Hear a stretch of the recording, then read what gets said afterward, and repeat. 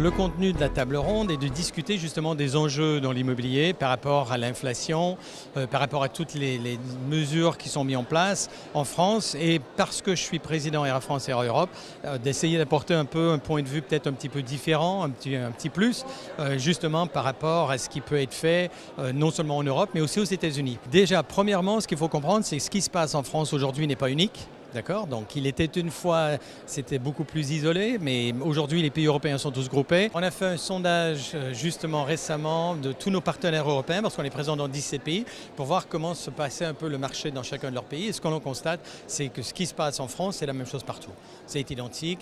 Et de l'autre côté de l'Atlantique, aux États-Unis, aussi c'est la même chose avec l'inflation, les inquiétudes, les peurs. La seule différence que je dirais aujourd'hui aux États-Unis, c'est qu'on a les prêts hypothécaires qui étaient de l'ordre d'environ 2% janvier-février, qui aujourd'hui, fin septembre, sont au-delà de 6%, ce qui est énorme en termes d'augmentation, donc qui aura certainement un impact sur le nombre de transactions, sur les prix, les délais de vente et tout ce qui suit.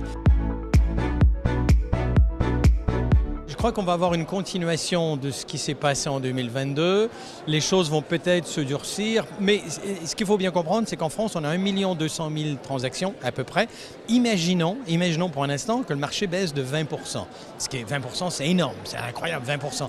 Alors on baisse de 20%, on va se retrouver aux alentours de 1 million de transactions. 1 million de transactions, c'est toujours énorme, c'est un grand nombre de transactions.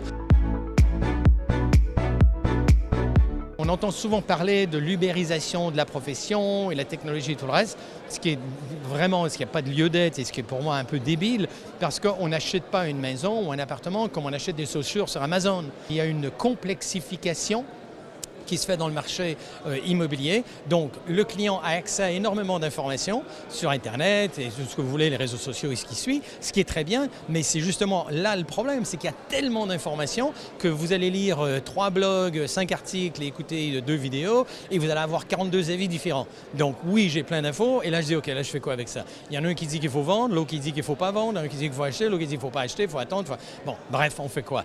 Donc l'importance d'avoir un professionnel qui peut justement adapter ses réponses précisément aux conditions du client.